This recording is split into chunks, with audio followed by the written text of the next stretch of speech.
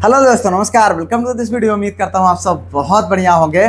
तो साथियों, आप सभी की भारी डिमांड पर इस समय हम लोग महामैराथन की सीरीज के माध्यम से करंट अफेयर्स हो या जनरल स्टडीज सेक्शन को बहुत इंपॉर्टेंट क्वेश्चन थे उनको हम कवर कर रहे हैं। आप सभी की भारी डिमांड थी कि सर अब इसको सब्जेक्ट वाइज कराया जाए, तो आज की इस वीडियो के माध्यम से हम लोग सब्जेक्ट वाइज क्लास कर रहे हैं। तो ये आपके लिए बहुत ज़्यादा इंपॉर्टेंट है। आप सभी की भारी डिमांड थी कि सर हमें पीडीएफ चाहिए और इसके साथ साथ मॉक टेस्ट जो इंपॉर्टेंट क्वेश्चंस का कलेक्शन है बिल्कुल टू द पॉइंट बनाया गया वो सब चाहिए। तो भैया आप सभी की डिमांड पर एप्लीकेशन को आपके लिए एकदम से दे दिया गया है। जाओ मात्र 49 में, जी हाँ सिर्फ 49 में आपको सारी पीडीएफ, सारा मॉक टेस्ट प्रोवाइड करा दिया गया है। जाइए तुरंत एक्सेस करिए। आइए यहाँ पर वीडियो को शुरू करते हैं। लेते हैं पहला क्वेश्चन। भारत सरकार द्वारा पर्यावरण संरक्षण अधिनियम पारित किया गया कब? आपको बताना 1972, 76, 81, 86। मेरे भाई यहाँ पर देखिए 4 विकल्प है, इन चारों विकल्पों में आपको इसका सही आंसर देना है। तो अगर हम देखें जो सही विकल्प है वो है 1986। देखो यहाँ पर देख सकते हैं कितना इंपॉर्टेंट ये क्वेश्चन है।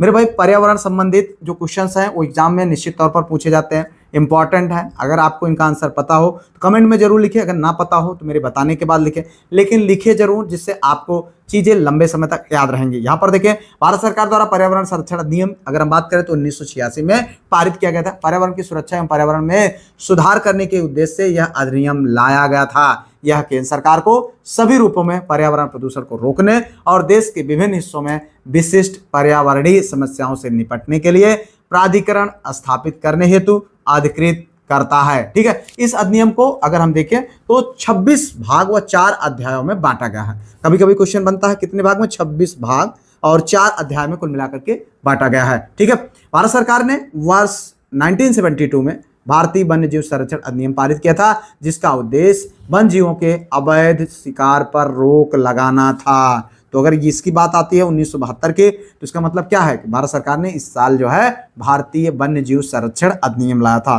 ठीक है, पर्यावरण संरक्षण 1986 में। तो आगे बढ़ो, अगला क्वेश्चन यहाँ पर देखिए, निम्नलिखित में से कौन सा युग्म सही सुमेलित नहीं है? मेरे भाई ये क्वेश्चन आपके लिए बहुत इंपॉर्टेंट है, बड़ी मेहनत से तैयार किए जा रहे हैं, तो कृपया वीडियो को लाइक, चैनल को सब्सक्राइब, हाइप शेयर जरूर करें। यहाँ पर देखिए अधिनियम है, ये लागू होने का वर्ष है वन्य जीव संरक्षण अधिनियम 1972, पर्यावरण संरक्षण अधिनियम 1986 अभी हमने देखा, वन संरक्षण अधिनियम 1980, जैव विविधता अधिनियम यहाँ पर 2000। देखो कितना ज्यादा इंपॉर्टेंट है और क्वेश्चन आपको यहीं से देखने को मिलते हैं।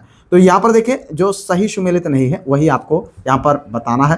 तो जो सही सुमेलित नहीं भाई वो है आपका यहाँ पर जैव विविधता अधिनियम। जी हाँ, ये आपका सही सुमेलित नहीं है, बाकी आपके यहाँ पर तीनों सही सुमेलित हैं।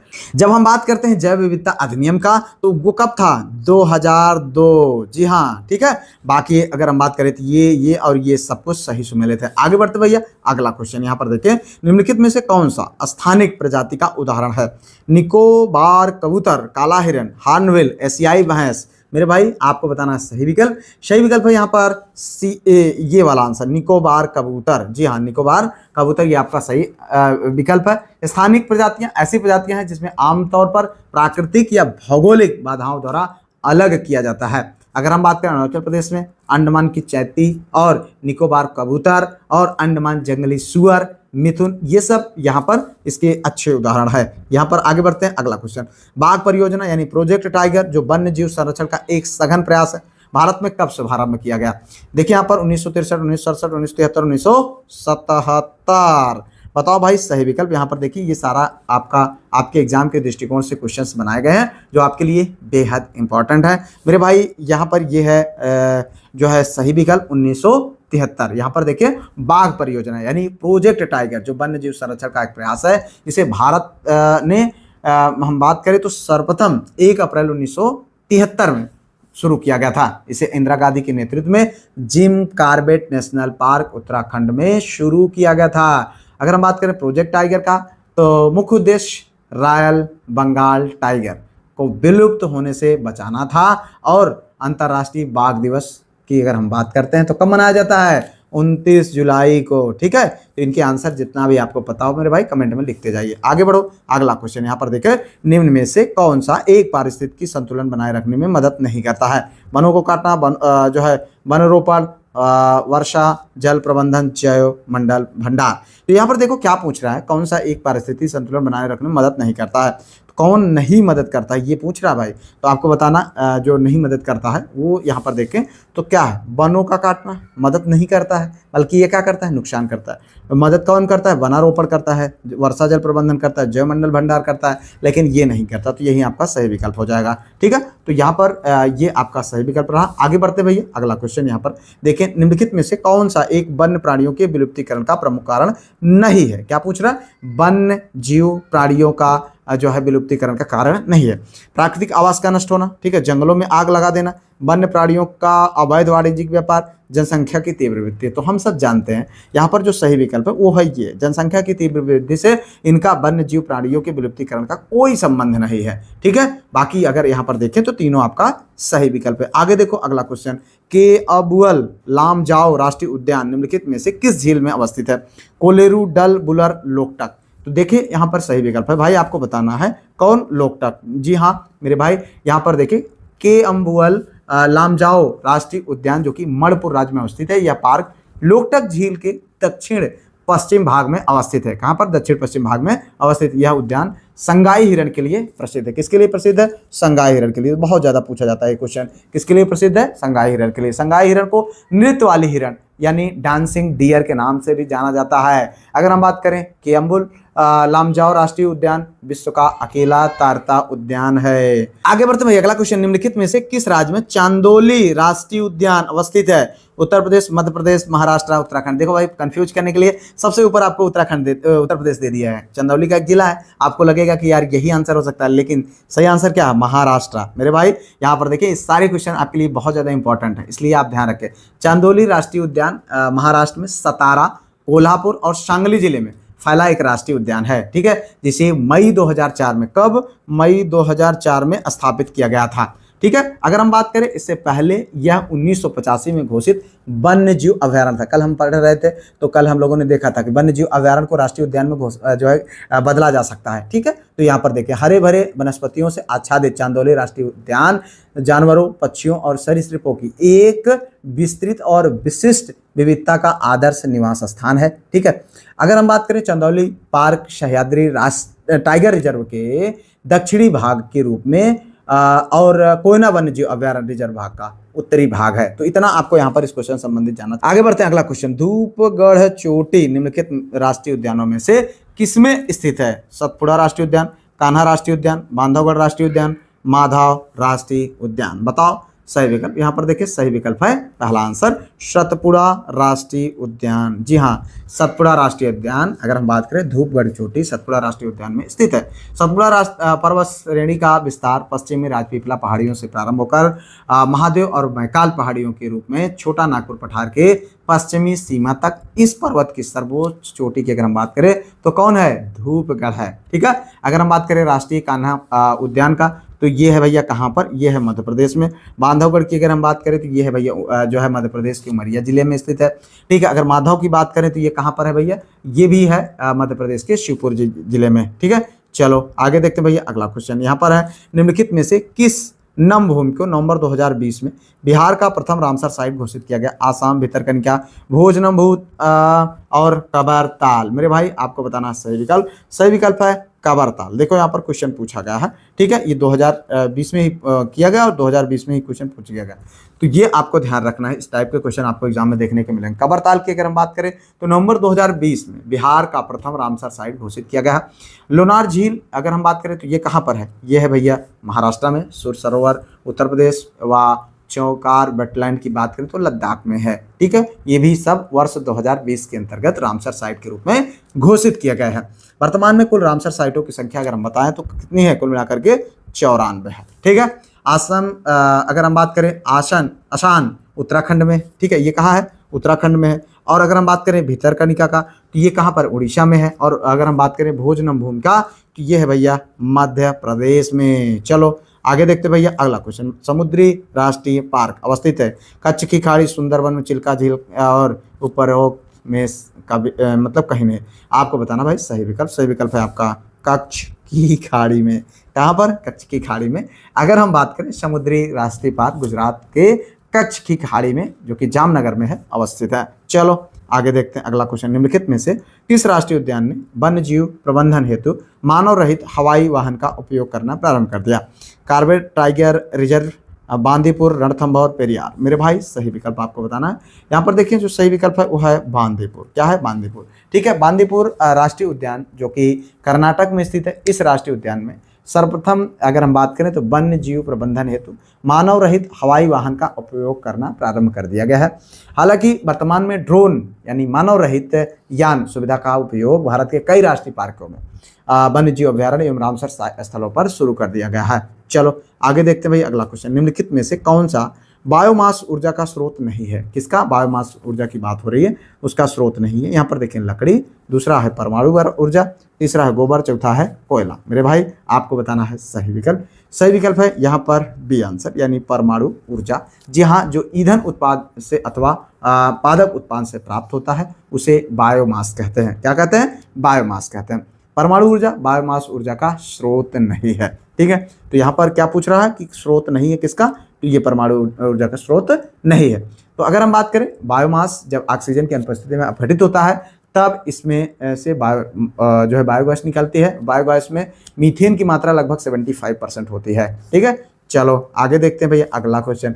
कार्बन क्रेडिट की अवधारणा उत्पन्न हुई है। Earth summit, Rio de Janeiro, Kyoto protocol, Montreal protocol, G8 summit, हैलीजेंट्स। ये आपको बताना भाई सही विकल्प। यहाँ पर देखें जो सही विकल्प है वो है क्योटो प्रोटोकॉल। मेरे भाई अगर हम बात करें कार्बन क्रेडिट की अवधारणा का विकास क्योटो प्रोटोकॉल के अंतर्गत किया गया है। कार्बन क्रेडिट एक व्यापार योग्य प्रमाण पत्र या आज्ञा है जो धारक को 1 टन कार्बन डाइऑक्साइड या कार्बन डाइऑक्साइड के वैश्विक तापन क्षमता के बराबर अन्य हरित गैसों, जैसे अगर हम बात करें जिनकी मात्रा 1 टन CO2 के बराबर हो, के उत्सर्जन का अधिकार देता है। और देखो यहाँ पर भारत में पर्यावरण मंत्रालय किस वर्ष में स्थापित किया गया? 1970, 75, 80, 85। बताओ भाई सही विकल्प। सही विकल्प है आपका यहाँ पर डी आंसर। जी हाँ, 1985 में। अगर हम बात करें भारत में पर्यावरण मंत्रालय का गठन 1985 में किया गया। यह मंत्रालय मुख्यतः जो है देश में पर्यावरण और वानिकी कार्यक्रमों के कार्यान्वयन की योजना है, प्रचार, समन्वय और देखरेख के लिए जिम्मेदार है। चलो भाई अगला क्वेश्चन। भारत में आपदा प्रबंधन विधेयक किस वर्ष में पारित हुआ? 2001, 2003, 2005, 2012। बताओ भाई सही विकल्प। पूछा जा रहा है क्या? भारत में आपदा प्रबंधन विधेयक। ठीक है, तो यहाँ पर जो सही विकल्प है वो है 2005। मेरे भाई अगर हम बात करें भारत में आपदा प्रबंधन वर्ष 2005 ईस्वी में पारित हुआ।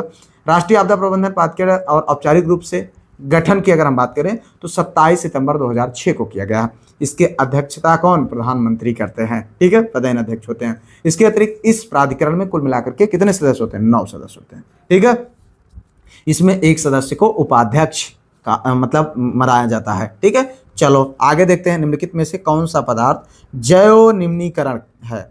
ऊन, प्लास्टिक के कप, एल्यूमिनियम फाइल, कांच की बोतल। मेरे भाई आपको बताना है सही विकल्प। सही विकल्प है यहाँ पर ऊन। जी हाँ, ऊन। ऊन अगर हम बात करें तो जैव निम्नीकरण पदार्थ ऐसे पदार्थ होते हैं जो प्राकृतिक क्रियाओं द्वारा पुनः पृथ्वी में घुल जाते हैं जिससे पर्यावरण को कोई क्षति नहीं होती है। ऊन एक जैव निम्नीकरण पदार्थ है। अन्य जैव निम्नीकरण पदार्थ की अगर हम बात करें तो मानव और पशु अपशिष्ट पादप उत्पादन जैसे लकड़ी, कागज, खाद्य सामग्री आदि। अगर हम बात करें मृत जीवों के अवशेष की बात करें तो अंडे की खोल, ये सब होते हैं। चलो आगे देखते हैं भैया अगला क्वेश्चन। यहाँ पर वर्ष 1962 में प्रकाशित पुस्तक साइलेंट स्प्रिंग जिससे विश्व के पर्यावरणीय आंदोलन को गति मिली, उसके लेखक कौन है? तो यहाँ पर आपको बताना भैया Carolyn Merchant, Karl Marx, Rachel Carson, Rajagopalan. बताओ भाई सही विकल्प। यहाँ पर देखें जो सही विकल्प है वो है रेचल कार्सन। क्या नाम है? Rachel Carson. साइलेंट स्प्रिंग की लेखिका जो है रेचल कार्सन थी। यह पुस्तक 27 सितंबर 1962 कब? 27 सितंबर 1962 में जो है प्रकाशित हुई। यह पेस्टिसाइड के दुष्प्रभाव पर आधारित है। रेचल कार्सन एक अमेरिकी पर्यावरणविद थी। तो ये आपको जानना चाहिए। आगे बढ़ो भाई अगला क्वेश्चन। निम्नलिखित में से कौन सा युग्म सुमेलित नहीं है? पारिस्थितिकी विज्ञानों का केंद्र कहाँ? बेंगलुरु में। भारतीय वन्य प्राणी संस्थान देहरादून में। भारतीय वन प्रबंधन संस्थान अहमदाबाद। हिमालयी पर्यावरण एवं विकास का गोविंद बल्लभ पंत संस्थान अल्मोड़ा। तो बताओ भाई कौन सुमेलित नहीं है, ये आपसे पूछ रहा। और एक क्वेश्चन के साथ आप देख रहे हैं 3-3 क्वेश्चन आपके तैयार हो रहे। तो यहाँ पर जो सही सुमेलित नहीं है वो है भारतीय वन प्रबंधन संस्थान, कहाँ, अहमदाबाद बता रहा है, ये आपका सही विकल्प नहीं है। अगर हम बात करें भारतीय वन प्रबंधन संस्थान मध्य प्रदेश के भोपाल में स्थित है, ठीक है, यहाँ पर ये आपका गलत है, बाकी ये सब सही है। चलो भाई अगला देखिए, आगे क्वेश्चन लियोपोल्ड मैट्रिक्स संबंधित है मौसम पूर्वानुमान, आपदा प्रबंधन, पर्यावरण अधिप्रभाव की आकलन विधि, पर्यावरण कानून। मेरे भाई आपको बताना है सही विकल्प। सही विकल्प है पर्यावरण अधिप्रभाव आकलन विधि। जी हाँ, लियोपोल्ड मैट्रिक्स या पर्यावरण प्रभाव मूल्यांकन में उपयोग किए जाने वाले कारण प्रभाव संबंध का एक डबल एंट्री बॉक्स है। जी हाँ, यह मैट्रिक किसी परियोजना के निष्पादन में लागू होने वाली क्रियाओं और पर्यावरणीय कारकों पर इसके संभावित प्रभाव के बीच संबंधों को व्यवस्थित करता है। अगर हम बात करें लियोपोल्ड मैट्रिक्स व्यापक रूप में उपयोग किया जाता है और प्रभाव इसका जो है सकारात्मक या नकारात्मक एक चरित्र को असाइन करने की अनुमति देता है। तो इतना आपको यहाँ पर जाने। आगे बढ़े, अगला क्वेश्चन। भारत में मानव हाथी संघर्ष पर राष्ट्रीय पोर्टल का निम्नलिखित में से कौन सा नाम दिया गया? गणेश, इरावत, अश्वत्थामा, सुरक्षा। मेरे भाई ये देखें, यहाँ पर आपको बताना है सही विकल्प। सही विकल्प है सुरक्षा। जी हाँ, मानव हाथी संघर्ष पर भारत सरकार ने राष्ट्रीय पोर्टल सुरक्षा लॉन्च किया। इस पोर्टल का उद्देश्य वास्तविक समय की जानकारी एकत्र करना और एक वास्तव समय के आधार पर संघर्षों का जो है प्रबंधन भी करेगा। राष्ट्रीय पोर्टल को अंतर्राष्ट्रीय वार्षिक कार्यक्रम विश्व हाथी दिवस के उत्सव के दौरान लॉन्च किया गया। हाथी संरक्षण और जंगली तथा पालतू हाथियों के बेहतर संरक्षण के लिए ज्ञान साझा करने के लिए हर साल 12 अगस्त को, कब? हर साल 12 अगस्त को, ठीक है, ये क्या मनाया जाता है? राष्ट्रीय हाथी दिवस। चलो भाई अगला क्वेश्चन। निम्नलिखित में से कौन एक अंडमान निकोबार द्वीप समूह का ब्लू फ्लैग प्रमाण प्राप्त समुद्र तट है? घाघला, कासरकोड, कप्पड़, राधा नगर।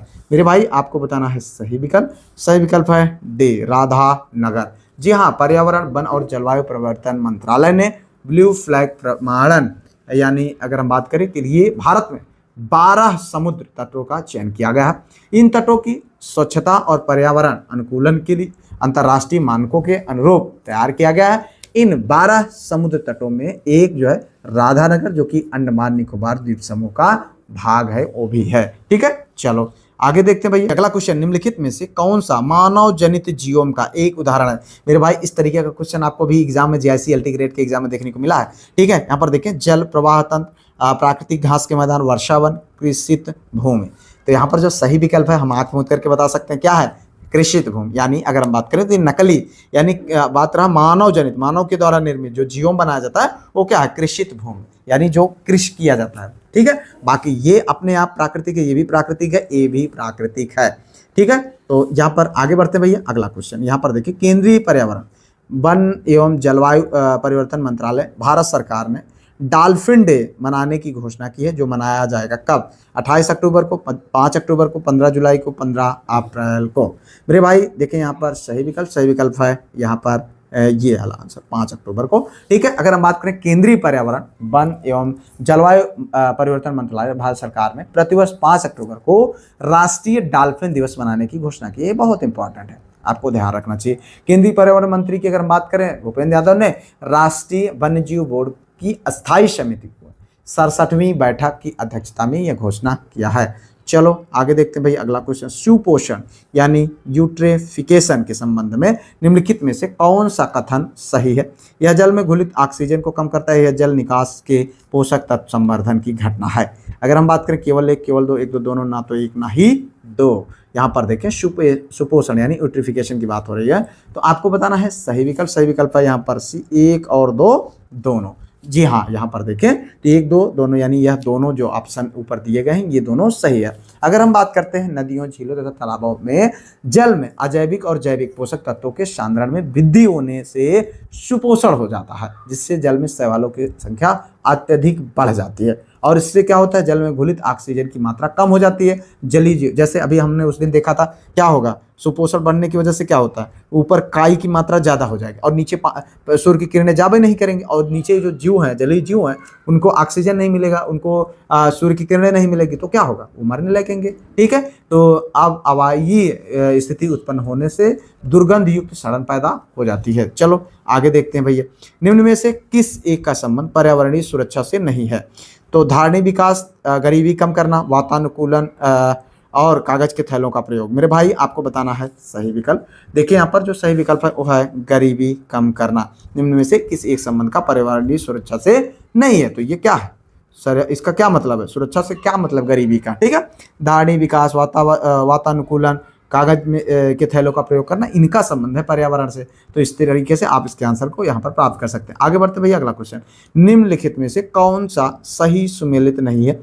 यह है कार्टेजेना प्रोटोकॉल, बायोसेफ्टी, स्टॉकहोम सम्मेलन, अनवरत जैविक प्रदूषण, मॉन्ट्रियल प्रोटोकॉल, ओजोन परत, क्योटो प्रोटोकॉल, जल संरक्षण। तो देखिए यहाँ पर सही विकल्प है आपका ये वाला डी आंसर। ठीक है, अगर हम बात करें तो ये आपका सही सुमेलित नहीं है। क्योटो प्रोटोकॉल जल संरक्षण से नहीं था।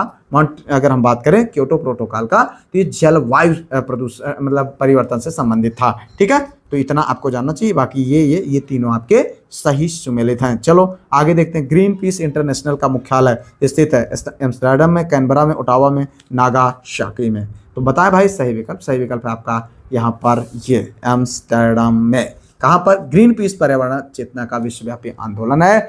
इसका स्थापना की अगर हम बात करें तो 1971 में, कब, 1971 में कनाडा के वैंकूवर में हुई थी। उसके बाद मतलब तत्कालिक रूप से यह अमेरिका के अलास्का में नाभिकीय हथियारों के परीक्षण का विरोध करने के लिए बनी थी, किंतु बाद में इसका उद्देश्य व्यापक रूप से पर्यावरण की सुरक्षा होता है। इसका मुख्यालय नीदरलैंड के एम्स्टर्डम में स्थित है। ग्रीन पीस इंडिया की स्थापना की बात करें तो कब हुआ था, 2001 में भैया। इसका मुख्यालय कहाँ है, बेंगलुरु में। चलो भाई अगला क्वेश्चन, निम्नलिखित ऊर्जा स्रोतों में कौन सा सर्वोत्तम पर्यावरण अनुकूलन है। पेट्रोलियम उत्पाद, वन उत्पाद, नैपकी विखंडन, सौर शेल। इंपॉर्टेंट क्वेश्चन है भाई। देखिए यहाँ पर कितने क्वेश्चन आपके सही हो रहे हैं भाई, कमेंट में आंसर करते जाना। ठीक है, यहाँ पर देखिए जो सही विकल्प है वो आपको बताना। सही विकल्प है सौर शेल। क्या है सही विकल्प है, सौर शेल। सौर शेल ऊर्जा स्रोतों में सर्वोत्तम पर्यावरण अनुकूलन है। ऐसी युक्ति जिसके द्वारा सौर ऊर्जा को सीधे विद्युत ऊर्जा के रूप में परिवर्तित किया जाता है, सौर शेल कहलाता है। इनके निर्माण में सिलिकॉन का प्रयोग होता है। वर्तमान समय में अंतरिक्ष कार्यक्रमों में सौर ऊर्जा की बढ़ती मांगों के कारण सौर सेलों को विकसित किया जा रहा है। चलो आगे देखते हैं भैया, आज का ये 30वां क्वेश्चन एकदम बढ़िया से हम लोग ज़्यादा से ज़्यादा क्वेश्चन सॉल्व करेंगे। रानी झांसी समुद्री राष्ट्रीय पार्क की स्थापना हुई 1994, 95, 96, 97। बताओ भाई सही विकल्प। यहाँ पर देखें तो जो सही विकल्प है वो है 1996 में। ठीक है, अगर हम बात करें रानी झांसी राष्ट्रीय पार्क बंगाल की खाड़ी में स्थित भारत में के जो अंडमान निकोबार द्वीप समूह में स्थित एक राष्ट्रीय उद्यान है, जिसकी स्थापना की बात करें तो कब हुई थी, 1996 में। चलो आगे देखते हैं भैया अगला क्वेश्चन। यहाँ पर यह है, पर्यावरण अखंडता और सामुदायिक स्वास्थ्य प्रारूप का प्रस्ताव किसने दिया। Redman, Friedman, Karl Marx, Ackerman. बताएं सही विकल्प। सही विकल्प क्या, यहाँ पर रेडमैन। जी हाँ, अगर हम बात करें पर्यावरण अखंडता और सामुदायिक स्वास्थ्य प्रारूप का प्रस्ताव रेडमैन ने दिया था। चलो आगे देखते भैया अगला क्वेश्चन। यहाँ पर देखिए, घटते उत्पादन के क्रम में जो निम्नलिखित हैं इनमें कौन सा परितंत्र क्रम सही है।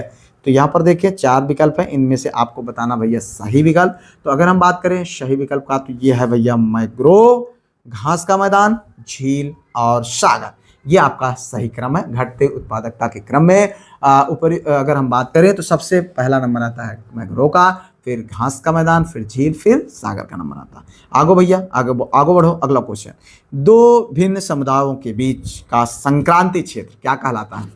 Ecotype, ecad, eco speaker, ecotone. मेरे भाई आपको बताना है सही विकल्प। सही विकल्प है डी आंसर, इकोटोन। जी हाँ, अगर हम बात करें 2 भिन्न समुदायों के बीच का संक्रांति क्षेत्र इकोटोन कहा जाता है। इकोटोन 2 परितंत्रों के मध्य अथवा 2 भिन्न समुदायों के मध्य स्थित संक्रमण क्षेत्र है। ठीक है, इसमें 2 परितंत्रों की विशेषता पाई जाती है। इकोटोन में जैव विविधता दोनों ही और समुदाय की तुलना में अधिक होती है। इस घटना को एज इफेक्ट भी कहते हैं। जैसे इसमें अगर हम बात करें श्वास भुज्जियाँ, ज्वारनदमुख, नदी तट आदि भी इकोटेन के उदाहरण हैं। चलो सामान्यतः पर्यावरण को निम्न प्रकार से वर्गीकृत किया जा सकता है। निम्नलिखित में से कौन सा एक वर्गीकरण का अंश नहीं है? परिचालन पर्यावरण, भौतिक पर्यावरण, सांस्कृतिक पर्यावरण, जैविक पर्यावरण। मेरे भाई सही विकल्प आपको बताना, सही विकल्प है ये परिचालन पर्यावरण। मेरे भाई देखिए यहाँ पर सामान्यतः पर्यावरण को परिचालन पर्यावरण में विभाजित नहीं किया जाता है। पर्यावरण वास्तव में मौलिक तथा जैविक तत्वों के पारस्परिक कार्यवाही के संबंध को कहते हैं। इस आधार पर अगर हम देखें तो कुल मिलाकर के ये परिचालन यहाँ पर आपका सही आंसर है। आगे बढ़ते हैं भैया, अगला क्वेश्चन यहाँ पर देखिए, निम्नलिखित में से कौन एक स्थलीय पारिस्थितिक तंत्र का उपभाग नहीं है?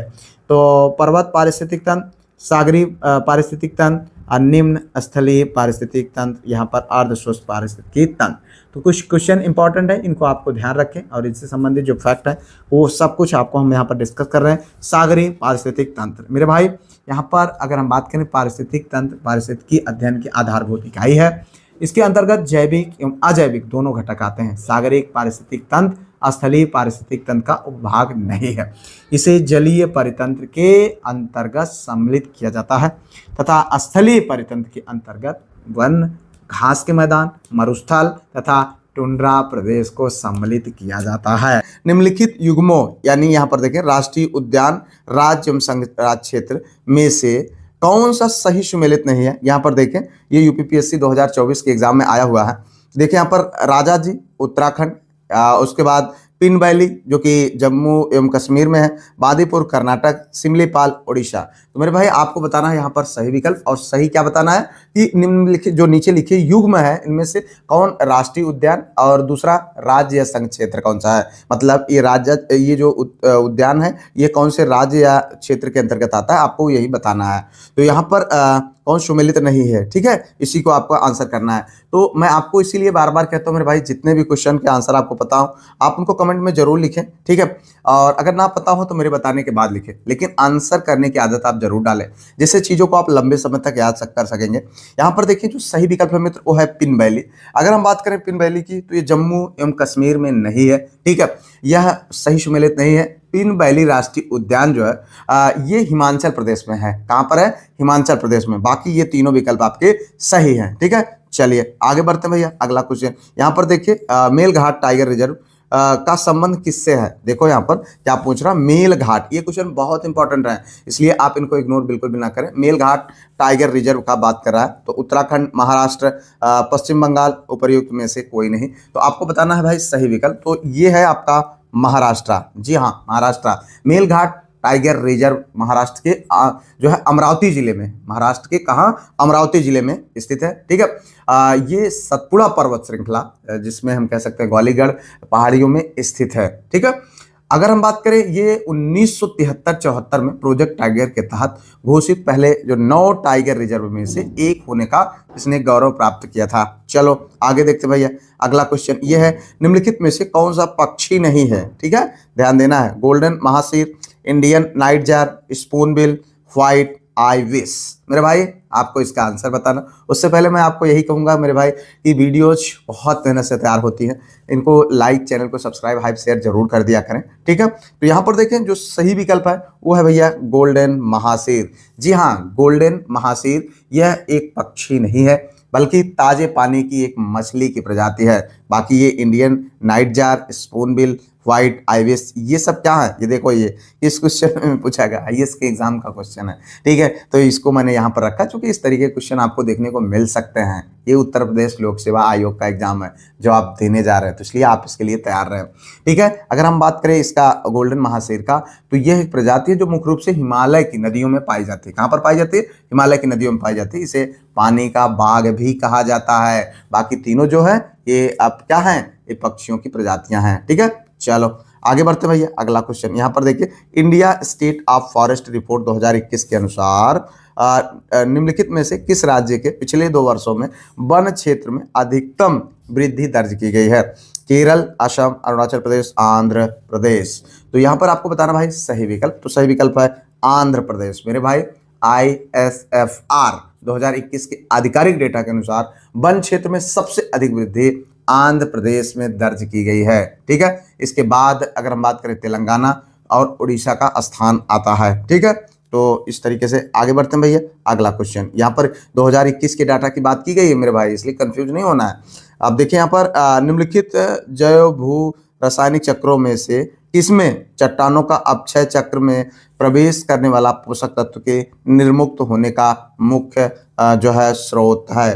तो यहाँ पर आपको बताना भाई सही विकल्प 4 विकल्प है, कार्बन चक्र, नाइट्रोजन चक्र, फास्फोरस चक्र, सल्फर चक्र। तो देखिए इस तरीके का क्वेश्चन आपको IAS के एग्जाम में देखने को मिलता है। ठीक है, तो UPSC का एग्जाम क्वेश्चन है, बहुत इंपॉर्टेंट है, इसीलिए इसको समाहित किया गया है।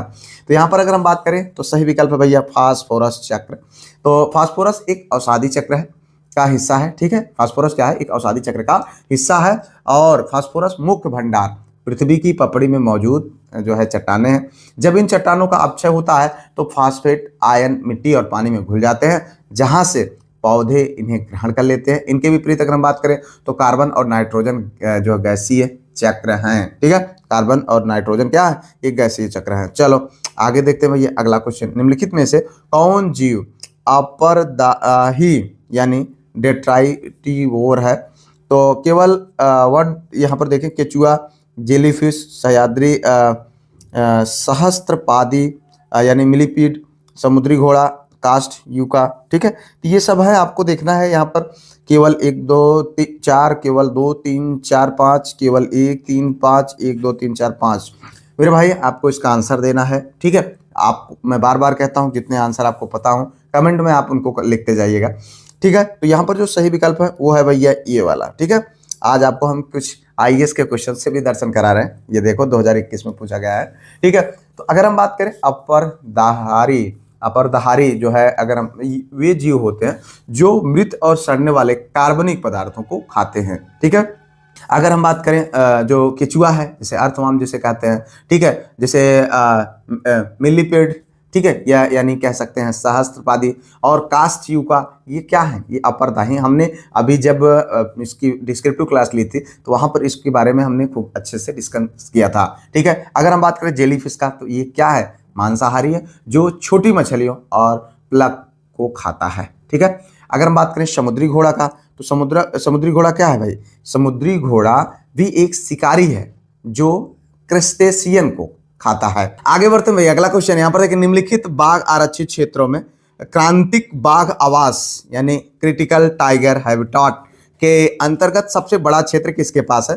कार्बेट के पास, रणथंभौर, नागार्जुन, श्री शैलम और सुंदरबन। तो देखिए यहाँ पर आपको बताना भैया सही आंसर। यहाँ पर देखें जो सही विकल्प है वो है सी यानी नागार्जुन, सागर, श्री शैलम। जी हाँ, अगर हम बात करें ये कहाँ पर है, ये आंध्र प्रदेश में स्थित है। क्षेत्रफल की दृष्टि से भारत का सबसे बड़ा टाइगर रिजर्व है। ठीक है, इसी कारण इसको क्या बोला जाता है, क्रांतिक बाघ आवास बोला जाता है, यानी कोर एरिया बोला जाता है। जो और ये जो है कह सकते हैं भारत में सबसे लंबा, लगभग 2595 कितना 2595 वर्ग किलोमीटर में फैला हुआ है।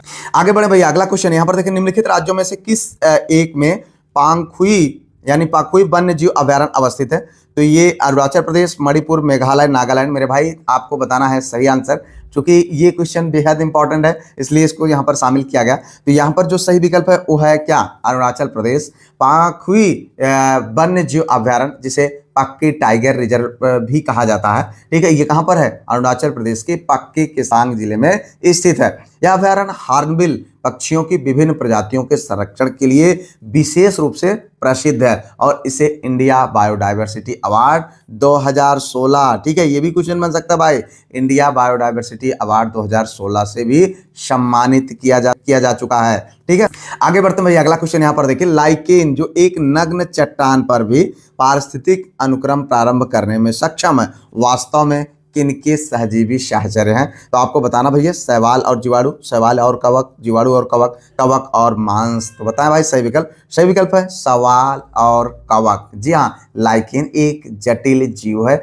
जो शैवाल और कवक के सहजीवी संबंध से बनता है। इसमें कवक संरचना और सुरक्षा प्रदान करता है। कवक क्या करता है? संरचना और सुरक्षा प्रदान करता है, साथ ही वो क्या करता है? नमी भी सोखता है। लेकिन अगर हम शैवाल की बात करें तो शैवाल जो है इसमें क्या होता है? क्लोरोफिल होता है, वो प्रकाश संश्लेषण के माध्यम से दोनों के लिए भोजन प्राप्त करता है यानी प्रदान करता है। तो कहने का मतलब ये दोनों एक दूसरे के पूरक है। यह वायु प्रदूषण मतलब खास करके सल्फर डाइऑक्साइड के प्रति बहुत संवेदनशील होते हैं, और ये कहा जाता है कि जब लाइकेन मुरझाने लगते हैं तो इसका मतलब वो प्रदूषण के सूचक होते हैं। ठीक है, तो आगे बढ़ते हैं भैया। अगला क्वेश्चन यहाँ पर देखिए, अम्ल वर्षा किनके द्वारा होने वाले पर्यावरण प्रदूषण के कारण होते हैं? तो आपको बताना है भैया, 4 विकल्प है यहाँ पर, कार्बन डाइऑक्साइड और नाइट्रोजन, कार्बन मोनोऑक्साइड और कार्बन डाइऑक्साइड, ओजोन और कार्बन डाइऑक्साइड, नाइट्रस ऑक्साइड और सल्फर डाइऑक्साइड। तो इसमें आपको बताना भैया सही विकल्प, ये अभी कल ही के डेट में हम लोगों ने डिस्क्रिप्टिव क्लास में देखा हुआ था। तो यहाँ पर जो सही विकल्प है तो वो है यही, जी हाँ,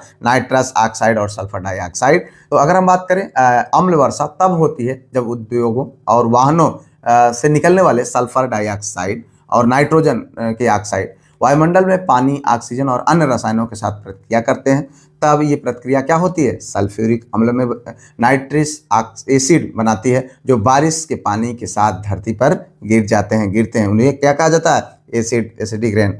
आगे बढ़ते हैं भैया, अगला क्वेश्चन यहाँ पर देखें, 20वीं सदी के 80 के दशक में के मध्य विकास के नकारात्मक पक्षों पर विस्तार से चर्चा की गई थी। ठीक है, निम्नलिखित में से कौन सा उनमें से एक महत्वपूर्ण नहीं था? आपको बताना है। प्राकृतिक संसाधनों का क्षरण, पर्यावरण प्रदूषण, राजनीति एवं विकास, जन सामान्य का विस्थापन एवं पुनर्वास। मेरे भाई, क्योंकि ये क्वेश्चन किससे संबंधित है? पर्यावरण से संबंधित है, तो थोड़ा सा आपको दिमाग भी लगाना पड़ेगा। तो यहाँ पर देखेंगे मतलब कौन सा ऐसा है जिस पर चर्चा नहीं होना चाहिए। अगर मान लीजिए इस संबंध में, पर्यावरण संबंध में, तो ये राजनीति एवं विकास, यही आपका सही आंसर होगा।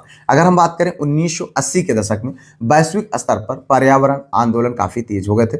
इस दौरान मुख्य रूप से वनों की कटाई, प्राकृतिक संसाधनों के क्षरण, जैसे चिपको आंदोलन चल रहा था, ठीक है, उस समय बढ़ते पर्यावरण प्रदूषण और बढ़े बांधों पर परियोजना के कारण जन सामान्य के विस्थापन, जैसे नर्मदा बचाओ आंदोलन चल रहा था, और जैसे मुद्दे चर्चा में थे। लेकिन अगर हम बात करें तो राजनीति एवं विकास प्रत्यक्ष रूप से पर्यावरण के क्षरण नकारात्मक भौतिक परिणाम नहीं है, बल्कि यह एक व्यापक वैचारिक विषय है। ठीक है, तो आगे बढ़ते हैं भैया। अगला क्वेश्चन यहाँ पर देखें, यह है वर्ष 1962 में प्रकाशित पुस्तक साइलेंट स्प्रिंग, जिसमें विश्व के पर्यावरण आंदोलन की को गति मिली। ठीक है, तो आपको बताना इसके लेखक कौन है, यानी कहने का मतलब साइलेंट स्प्रिंग के लेखक कौन है? Caroline Merchant, Karl Marx, Rachel Carson, Raj Gopalan. मेरे भाई, आपको बताना है सही विकल्प। सही विकल्प है रेचल कार्सन। हम लोगों ने डिस्क्रिप्टिव क्लास में इसको देखा हुआ था। रेचल कार्सन द्वारा लिखी गई एक युगांतरकारी पुस्तक है। ठीक है, ये किसके द्वारा लिखी गई है? रेचल कार्सन के द्वारा। इस पुस्तक में कृषि में कीटनाशकों, विशेष रूप से डीडीटी के अंधाधुंध उपयोग से पक्षियों और पर्यावरण को होने वाली भारी नुकसान को उजागर किया गया है। इस पुस्तक को आधुनिक पर्यावरण आंदोलन की नींव माना जाता है। आगे बढ़ते भैया, अगला क्वेश्चन यहाँ पर देखिए, सुपोषण यानी यूट्रिफिकेशन के संबंध में निम्नलिखित में से कौन सा कथन सही है? ठीक है, आपको बताना है। तो जल में घुलित ऑक्सीजन को कम करता है, जल निकाय के पोषक तत्व संवर्धन की घटना है। ठीक है, तो आपको बताना भैया सही विकल्प। यहाँ पर देखें, केवल एक, केवल दो, एक दो दोनों, ना तो एक ना ही दो। तो यहाँ पर देखिए जो सही विकल्प है भैया वो एक और दोनों है। हम लोगों ने सुपोषण को बहुत सहज तरीके से समझने का प्रयास किया था। सुपोषण यानी यूट्रिफिकेशन वह प्रक्रिया है जिसमें किसी जल निकाय जैसे झील या तालाब में नाइट्रोजन और फास्फोरस जैसे पोषक तत्वों की मात्रा क्या होती है? बढ़ जाती है। इसकी वजह से पानी में जो है शैवाल तेजी से बढ़ने लगते हैं। जब ये शैवाल मरते हैं तो बैक्टीरिया इन्हें विघटित करने के लिए पानी में मौजूद ऑक्सीजन का भारी मात्रा में उपयोग करते हैं, जिससे पानी में घुलित जो ऑक्सीजन है उसको क्या होता है, उनका स्तर खतरनाक रूप से कम होने लगता है। और जब कम होने लगता है तो नीचे जो है ऑक्सीजन की मात्रा नहीं पहुंचती है, यानी कम पड़ती है, तो मछलियां क्या होती है या जलीय जीव मरने लगते हैं। तो इस तरीके से दोनों कथन आपका सही है। आगे देखो, निम्नलिखित घटनाओं को उनके प्रारंभ के कालानुक्रम में व्यवस्थित कीजिए।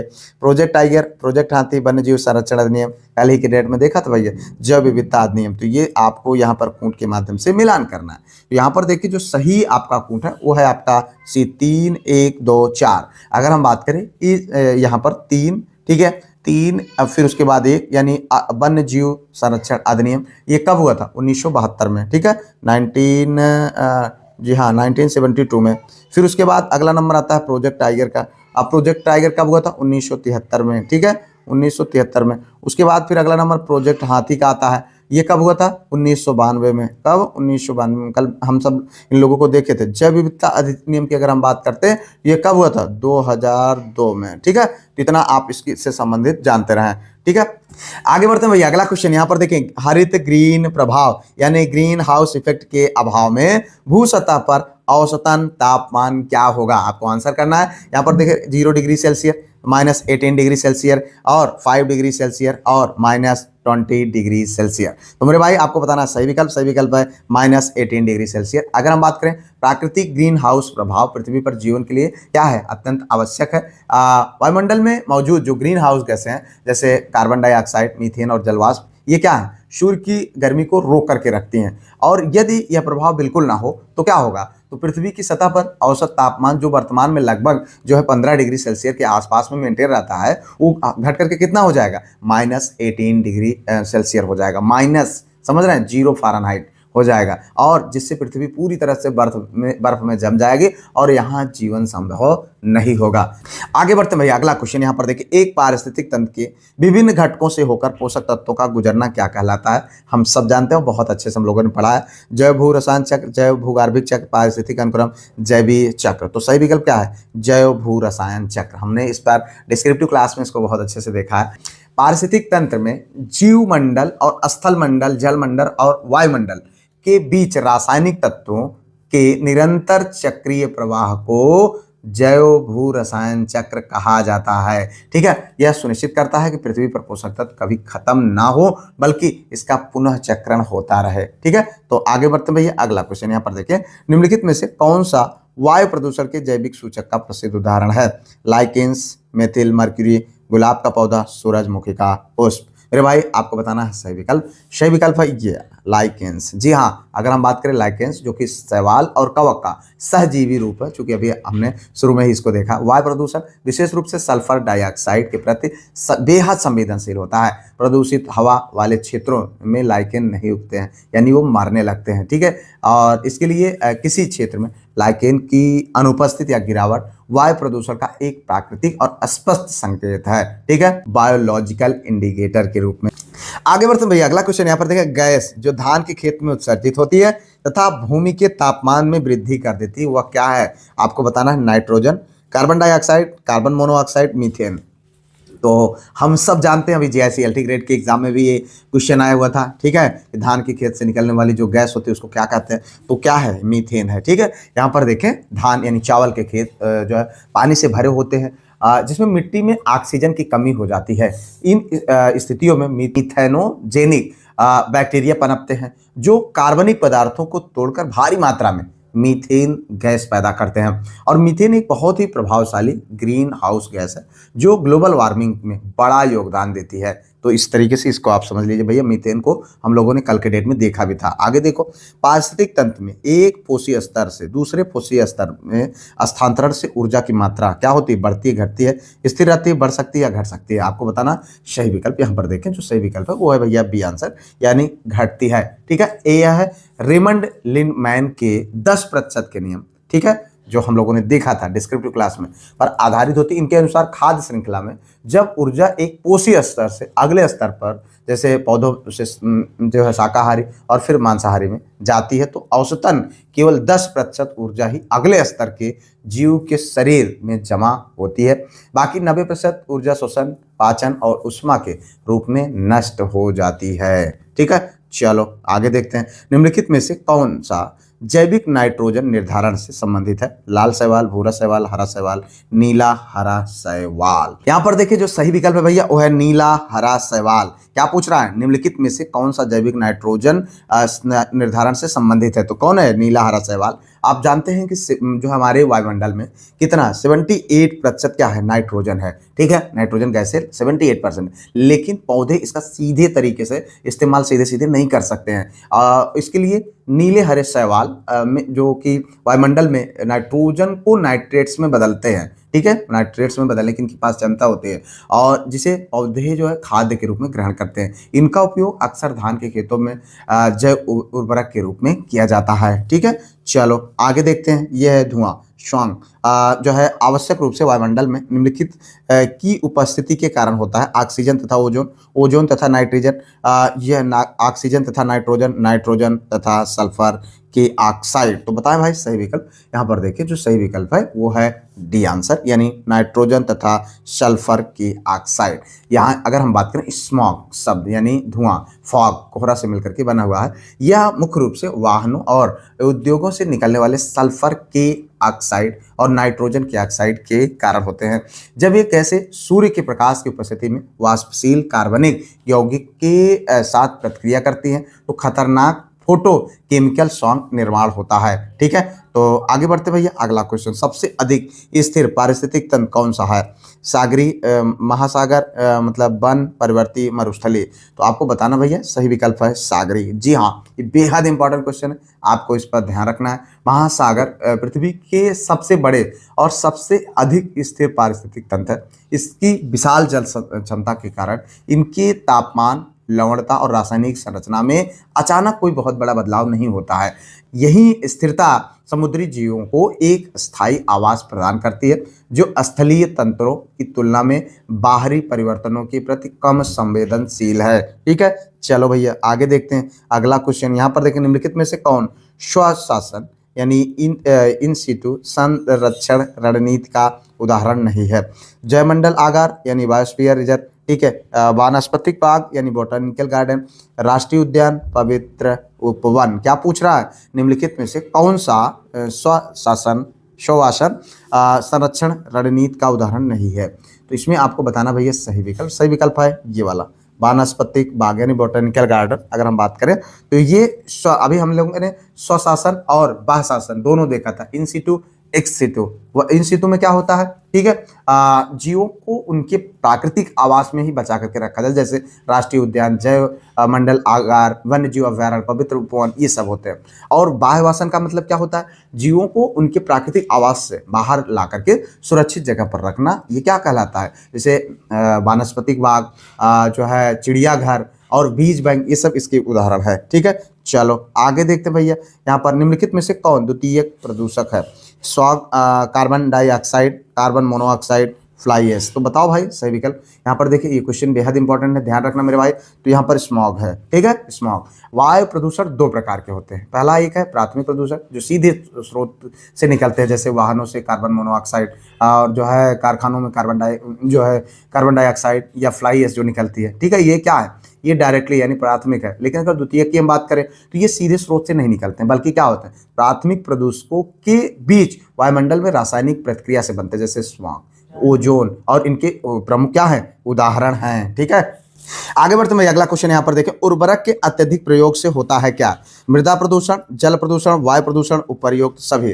तो मेरे भाई आपको बताना सही विकल्प। सही विकल्प है उपर्युक्त सभी। जी हाँ, उर्वरक के अत्यधिक प्रयोग से सारे प्रदूषण होते हैं। मृदा भी होती है, जल भी होता है और वायु भी होता है। उर्वरकों के अत्यधिक प्रयोग से ये तीनों प्रकार के प्रदूषण होते हैं। उर्वरकों का प्रयोग क्या होता है? मृदा में होता है। ठीक है, मृदा पर जो है फसलों की सिंचाई की जाती है, जिससे वाष्पीकरण के वजह से, जो वाष्पीकरण होता है उसकी वजह से क्या होता है? प्रदूषक वायु में भी पहुंच जाते हैं। और उर्वरक के अत्यधिक प्रयोग से मृदा प्रदूषित होती है और जल एवं वायु तीनों मतलब कह सकते हैं इस तरीके से प्रदूषित हो जाते हैं। आगे बढ़ते हैं। अगला क्वेश्चन यहाँ पर देखें, निम्नलिखित में से कौन एक भारत में जैव विविधता का हॉटस्पॉट है? ठीक है, चार विकल्प है, इनमें से आपको बताना है। भारत म्यांमार क्षेत्र, ठीक है, लक्षद्वीप, सुंदरबन, पंचमढ़ी। मेरे भाई आपको बताना है सही विकल्प। सही विकल्प है भारत म्यांमार क्षेत्र। देखिए यहाँ पर कितना इंपॉर्टेंट है, क्वेश्चन बहुत बार पूछा गया है। अगर हम बात करें, भारत में कुल मिलाकर के 4 जैव विविधता हॉटस्पॉट है, जिनमें से एक क्या है? भारत म्यांमार क्षेत्र है। इसके अतिरिक्त अगर हम बात करें, हिमालय, सुडालैंड और पश्चिमी घाट, ये क्या है?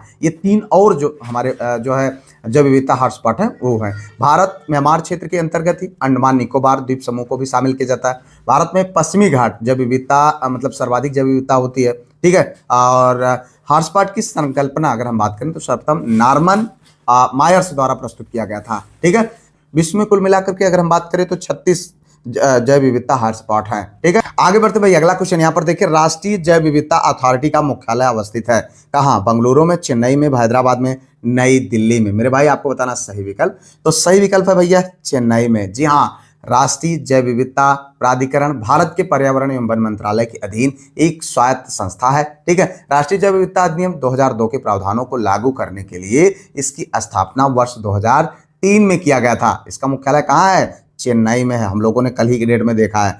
आगे बढ़ते भैया, अगला क्वेश्चन यहाँ पर देखें, जो निम्नलिखित पारिस्थितिकी तंत्रों में किसमें प्रजाति विविधता सापेक्षता काफी अधिक होती है? तो बहुत इंपॉर्टेंट है। गहरे समुद्र, ठीक है, उष्णकटिबंधीय वर्षावन, कोरल रीफ, मरुस्थल। मेरे भाई आपको बताना है सही विकल्प। तो यहाँ पर जो सही विकल्प है उष्णकटिबंधीय वर्षावन। जी हाँ, अगर हम बात करें पृथ्वी पर सबसे अधिक प्रजातीय विविधता पाई जाती है कहाँ पर? इसी क्षेत्रों में। ठीक है, पारिस्थितिकी तंत्र पाए जाते हैं। ये वन भूमध्य रेखा के आसपास पाए जाते हैं, जहां उच्च वर्षा, उच्च तापमान और वर्ष भर स्थिर जलवायु स्थित होती है। और ये अनुकूल परिस्थितियां बड़ी संख्या में पौधों और जंतुओं के लिए आदर्श आवास प्रदान करती हैं, जिससे क्या होता है? जिससे जैव विविधता उच्चतम स्तर पर पहुंच जाती है। ठीक है, अगर हम बात करें कोरल रीफ का, तो ये इनको भी समुद्र के वर्षावन कहा जाता है, लेकिन वे भी उच्च विविधता दर्शाते हैं। फिर भी ये जो है स्थलीय पारिस्थितिक तंत्र में ऊर्जा जो है उष्ण कटिबंधीय वर्षावन प्रजातियों की संख्या और घनत्व के मामले में सबसे आगे, ये सबसे आगे है। ठीक है, आगे बढ़ते हैं। अगला क्वेश्चन यहाँ पर देखें, निम्नलिखित में से कौन सा ग्रीन हाउस गैस नहीं है? क्या पूछ रहा भैया? कौन सा ग्रीन हाउस गैस नहीं है? अब आप चूंकि कल ही से हम लोग ग्रीन हाउस जो है गैसें के बारे में बहुत अच्छे से देखा है, तो यहाँ पर देखिए कार्बन डाइऑक्साइड, ऑक्सीजन, मीथेन और ओजोन। तो 4 विकल्पों में से आपको बताना है। यहाँ पर यह है भैया ऑक्सीजन। ऑक्सीजन इसका कारण नहीं है, बल्कि क्या है? कार्बन डाइऑक्साइड, मीथेन और ओजोन है। इसको हम लोगों ने बहुत बार देखा है। आप जानते हैं ग्रीन हाउस गैस का मतलब वृद्धि होने का प्रमुख कारण क्या है? कोई भी गैस जो सूर्य के से आने वाली लघु तरंगें विकिरण को पृथ्वी पर आने देती है, लेकिन पृथ्वी से वापस जाने वाली दीर्घ तरंगें विकिरण को अवशोषित कर पृथ्वी के तापमान को बढ़ा देती है। इसी को क्या कहते हैं? ग्रीन हाउस गैस कहते हैं। चलो आगे देखते हैं भैया, अगला क्वेश्चन, जलवायु परिवर्तन पर अंतर शासकीय पैनल को किस सन में स्थापित किया गया? 1972, 76, 80, 88। मेरे भाई आपको बताना सही विकल्प। सही विकल्प है डी आंसर 1988 में। ठीक है, जलवायु परिवर्तन पर अंतर शासकीय पैनल 1988 में स्थापित किया गया। ठीक है, IPCE की स्थापना संयुक्त राष्ट्र पर्यावरण कार्यक्रम और विश्व मौसम संगठन द्वारा 1988 में किया गया है। चलो आगे देखते हैं भैया, अगला क्वेश्चन, निम्नलिखित में से कौन सा वैश्विक तापमान यानी ग्लोबल वार्मिंग का प्रभाव है? समुद्र जल तल का बढ़ना, हिमनदी का पिघलना, बीमारियों का फैलना, प्रवाल भित्तियों का विरंजन। तो आपको बताना भैया सही विकल्प। यहाँ पर देखें, हम सब जानते हैं कि सब है, यानी ये चारों कारण हो। ठीक है, यहाँ पर देखें इसका प्रभाव चारों होगा। ठीक है, समुद्र तल का बढ़ भी जाएगा और हिमनदी का पिघलना हो जाएगा। कल ही की डेट में हम लोगों ने देखा था। बीमारियों का फैलना, भाई बीमारियां होंगी, और प्रवाल भित्ति का विरंजन हो जाएगा। चलो आगे देखते हैं भैया, अगला क्वेश्चन यहाँ पर देखें, निम्नलिखित में से कौन से जलवायु परिवर्तन के प्रमुख कारक हैं? जीवाश्मिक ईंधन का अधिकाधिक प्रज्वलन, सौर धधक में वृद्धि और तेल चालित स्वचालितों की संख्या विस्फोटन, अत्याधुनिक वनोन्मूलन। ये चारों विकल्पों में से आपको कूट के माध्यम से आंसर देना मेरे भाई। यहाँ पर देखें जो सही विकल्प है वो है ये चारों। ठीक है, तो इनकी जो है अगर हम देखें तो जलवायु परिवर्तन के प्रमुख कारकों में ये चारों हैं। ठीक है, ओजोन परत की मोटाई मापी जाती है, यहाँ पर देखें किलोमीटर में। ठीक है, डाप्सन इकाई में, टेस्ला में। तो मेरे भाई आपको बताना है सही विकल्प। सही विकल्प है यहाँ पर डाप्सन इकाई में। जी हाँ, ओजोन परत की जो मोटाई है उसको मापी जाती है किससे? डाप्सन में मापी जाती है। ठीक है, ओजोन ऑक्सीजन का एक विशेष रूप है जिसका रासायनिक सूत्र क्या होता है? O3 होता है। चलो आगे देखते हैं भैया, अगला क्वेश्चन, निम्न में से किसने तिब्बत पठार के ऊपर सन 2005 में ओजोन आभा मंडल यानी ओजोन हेलो का पता लगाया था? M Molina, Joseph Farman, GW Kent Moore, मेरिटल रेक्स। मेरे भाई आपको बताना है सही विकल्प। सही विकल्प है यहाँ पर GW केंटमूर। जी हाँ, अगर हम बात करें तो GW केंटमूर ये आपका सही विकल्प होगा। आगे बढ़ते भाई, अगला क्वेश्चन, जैव विविधता से भरपूर ग्रेट हिमालयन राष्ट्रीय उद्यान निम्नलिखित में से किस राज्य केंद्र शासित प्रदेश में स्थित है? आपको बताना अरुणाचल प्रदेश, जो है सिक्किम, जम्मू कश्मीर, हिमाचल प्रदेश। तो सही विकल्प क्या है भाई? सही विकल्प है हिमाचल प्रदेश। ठीक है, जैव विविधता से भरपूर ग्रेट हिमालयन राष्ट्रीय उद्यान हिमाचल प्रदेश में स्थित है। कुछ अन्य अगर हम बात करें तो जैसे आप जानते हैं राष्ट्रीय उद्यान अरुणाचल प्रदेश में जो है जो नामदफा मौलिक राष्ट्रीय उद्यान, सिक्किम में कंचनजंगा और जम्मू कश्मीर में हेमिस और दाचिगाम राष्ट्रीय उद्यान ये सब हैं, ठीक है। अधिक जैव विविधता पाई जाती है कश्मीर घाटी में, शांत घाटी में, सुरमा घाटी में, फूलों की घाटी में। तो आपको बताना है इन निम्न में से सबसे ज्यादा जो है सर्वाधिक जैव विविधता कहाँ पाई जाती है। ये देखें कितना इंपॉर्टेंट क्वेश्चन है मेरे भाई। यहाँ पर जो सही विकल्प है वो है शांत घाटी यानी साइलेंट वैली में, ठीक है। केरल स्थित शांत घाटी में सर्वाधिक जैव विविधता पाई जाती है। केरल के पलक्कड़ जिले में यह पश्चिमी घाट पर्वतों का हिस्सा है। पश्चिमी घाट जम्मू कश्मीर में, फूलों की घाटी उत्तराखंड में एवं सुरमा घाटी की बात करें तो हिमाचल प्रदेश में स्थित है। तो पहला क्वेश्चन भैया, निम्नलिखित में से किस राज्य में चावल का सर्वाधिक उत्पादन होता है। यहाँ पर देखिए उत्तर प्रदेश, पश्चिम बंगाल, पंजाब, आंध्र प्रदेश। तो आपको बताना भैया सही विकल्प। यहाँ पर देखिए जो सही विकल्प है मित्र वो है आपका पश्चिम बंगाल। मेरे भाई ये क्वेश्चंस आपके एग्जाम के लिए बहुत इंपॉर्टेंट है। इनके आंसर अगर आपको पता हो तो आप कमेंट में जरूर करें, ना पता हो मेरे बताने के बाद आप आंसर कमेंट में जरूर लिखें। यह एक बहुत ही अच्छी आदत है, इससे चीजें आपको लंबे समय तक याद रहेंगी। यहाँ पर देखिए पश्चिम बंगाल भारत में चावल का सबसे बड़ा उत्पादक राज्य है, ठीक है। अभी हमने डिस्क्रिप्टिव क्लास पढ़ी थी उसमें हम लोगों ने देखा था। इसके बाद अगर हम बात करें तो फिर नंबर आता है उत्तर प्रदेश का, पंजाब का, फिर उसके बाद बिहार, फिर उसके बाद तेलंगाना का नंबर आता है, ठीक है। चावल को खरीफ फसलों में सबसे महत्वपूर्ण फसल माना जाता है। इस समय दुनिया में सबसे बड़ा उत्पादक देश चावल का हमारा देश यानी भारत बन गया है। तो इसको आप विशेष ध्यान दें, क्योंकि भारत जो है क्या है नंबर 1 चावल का उत्पादक देश बन गया जनवरी 2026 की रिपोर्ट के अनुसार, ठीक है। चावल के कुल विश्व उत्पादन का लगभग 5वां हिस्सा भारत में उत्पादित होता है, ठीक है। यह दक्षिणी और पूर्वी भारत के राज्यों का मुख्य भोजन है। आगे बढ़ो भाई, अगला क्वेश्चन देखिए यहाँ पर, निम्नलिखित में से कौन सी फसल भारतीय मूल की नहीं है।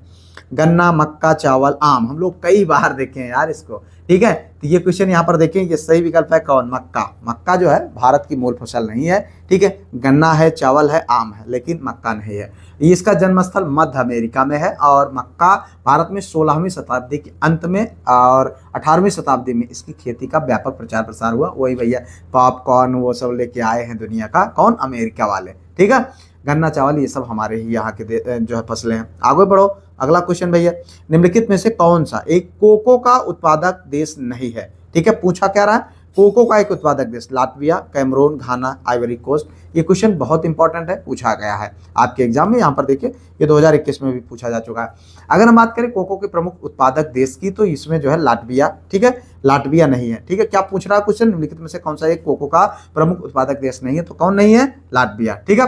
कोको के प्रमुख उत्पादक देश आइवरी कोस्ट, घाना, नाइजीरिया, कैमरून आदि ये सब है। लेकिन उष्णकटिबंधीय वनों में काकाओ का यानी का वृक्ष उगते हैं, जिससे फलों के बीज को क्या बोलते हैं, कोको बोला जाता है। और इसका उत्पादक लाटविया नहीं है, ठीक है। इसके वृक्ष का मूल स्थान लैटिन अमेरिका का उष्णकटिबंधीय भाग है। कौन है, लैटिन अमेरिका का उष्णकटिबंधीय भाग है। कोको 2 प्रकार के होते हैं, पहला क्रिंडलो और दूसरा है जो है फोरस्टो, ठीक है। तो ये चीज यहाँ पर बहुत आपके लिए इंपॉर्टेंट हो जाती है। आगे बढ़ो भाई, अगला क्वेश्चन, निम्नलिखित में से किस क्षेत्र में मोटे अनाज वाली फसलें उगाई जाती हैं। ऊंचाई वाले, ऊपरी क्षेत्र, निचले क्षेत्र, जलमग्न क्षेत्र, उच्च वर्षा वाले क्षेत्र। यहाँ पर देखो भैया, ये ध्यान देखो, इधर देखो, कहाँ देख रहे हो, इधर देखो। जीआईसी लेक्चरर 2021 में क्वेश्चन पूछा गया, इंपॉर्टेंट है, ध्यान रखना, ठीक है भैया। चलो इसी बात पर लाइक कर दो, चैनल को सब्सक्राइब हाइप कर लेना, ठीक है। चलो यहाँ पर देखिए, निम्नलिखित में से किस क्षेत्र में मोटे अनाज वाली फसलें उगाई जाती हैं, तो इसमें सही विकल्प है ऊंचाई वाले ऊपरी क्षेत्र। कौन सा, ऊंचाई वाले ऊपरी क्षेत्र में जो है मोटे अनाज की फसलें उगाई जाती हैं, क्योंकि मोटे अनाज वाली जो फसलें होती है वो अधिक सिंचाई की आवश्यकता नहीं होती है। अगर हम मोटे अनाज वाली फसलों की बात करें तो कौन से होते हैं, बाजरा, मक्का, ज्वार, जो कि अभी हमने डिस्कस किया था डिस्क्रिप्टिव क्लास में, तो ये आप याद रखें। आगे बढ़ो, अगला क्वेश्चन, निम्नलिखित में से कौन एक सही सुमेलित है। देखो, असम गेहूं में, उत्तर प्रदेश जूट, केरल रबड़ और गुजरात चाय। तो इसमें क्या पूछ रहा है, कौन एक सही सुमेलित है, नहीं पूछा है, सही सुमेलित पूछा है। तो ध्यान देना, इसमें कौन एक सही सुमेलित है, वो है भैया केरल। केरल में हम लोगों ने देखा था, केरल जो है सबसे भारत का सबसे बड़ा रबड़ उत्पादक राज्य कौन है, केरल है। बाकी ये भी गलत है, उत्तर प्रदेश में जूट, ये भी गलत है और ये भी गलत है, ठीक है। तो अब अगर हम यहाँ पर बात करें गेहूं के उत्पादन में, उत्तर प्रदेश सबसे अग्रणी राज्य है, ठीक है। हमारा राज्य जो है उत्तर प्रदेश, ये सबसे आगे गेहूं में आगे है, ठीक है। और अगर हम बात करें जूट के उत्पादन में, पश्चिम बंगाल है, ठीक है। अगर हम बात करें चाय के उत्पादन में तो असम आगे है। तो इस तरीके से यहाँ पर है। चलो आगे देखो, निम्नलिखित में से विश्व में मछली का सबसे बड़ा उत्पादक देश जापान, चीन, रूस और यूएसए। तो हम सब जानते हैं बहुत फेमस है, ये कौन है भैया, चीन वाले मछली बहुत खाते हैं। क्या खाते हैं, मछली। तो यहाँ पर देखें FAO द्वारा जारी the state of world fisheries and aquaculture report के अनुसार चीन जो है दुनिया का सबसे बड़ा मछली उत्पादक है। ठीक है, अगर हम बात करें तो दुनिया का जो 35% मछली है, ठीक है, उसका अकेले ये उत्पादन करता है, अकेला। ठीक है, भारत मछली उत्पादन में तीसरा सबसे बड़ा देश है और जलीय कृषि में दूसरे स्थान पर हमारा देश है। ठीक है, चलो भाई आगे बढ़ते हैं। अगला क्वेश्चन, मक्का, सरसों, मूंग फसल की फसल चक्र सघनता है 100%, 200%, 300, 400। आपको बताना भैया सही विकल्प है यहाँ पर 300%। जी हाँ, किसी निश्चित समय में निश्चित क्षेत्र पर निश्चित क्रम में फसलों को उगाना ही क्या बोला जाता है, फसल चक्र। कल के डेट में हम लोगों ने देखा था, ठीक है, कहलाता। इसमें मक्का, सरसों, मूंग की फसल चक्र सघनता 300% है। ठीक है, चलो निम्नलिखित में से किस कुल में के पौधे में टापा कपड़ा बनाया जाता है, किस कुल के पौधे से टापा कपड़ा बनाया जाता है। ठीक है, यहाँ पर देखिए अस्क्लेपिएडेसी, मोरेसी, ग्रेमिनी, मालवेसी। तो आंसर करो भाई इसका। यहाँ पर देखें जो सही विकल्प है मित्र वो है आपका मोरेसी।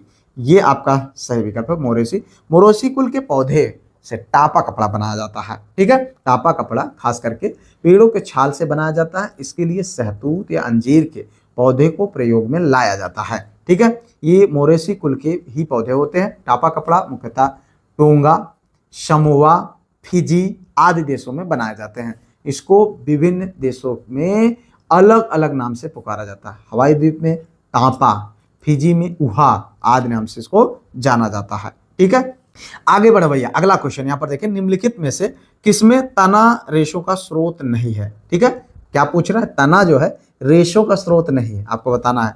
जूट, कपास, सनई, अलसी। सही विकल्प क्या है, कपास है। जी हाँ, अगर हम बात करें कपास एक नकदी फसल है, इससे रुई मिलती है और कपास का स्रोत तना नहीं होता है, फूल होता है। क्या होता है, जो फूल लगता है ऊपर वाला। ठीक है, जूट व सनई के रेशे तने से प्राप्त होते हैं। जूट और सनई के रेशे कहाँ से प्राप्त होते हैं, तने से प्राप्त होते हैं। ठीक है, अगर हम बात करें प्रमुख कपास उत्पादक राज्य की तो गुजरात, महाराष्ट्र, तेलंगाना ये सब प्रमुख राज्य हैं। आगे बढ़ो भैया। बहार एक प्रसिद्ध प्रजाति है किसकी, मटर की, मूंगफली, अरहर, चना। ये बहुत इंपॉर्टेंट है भाई।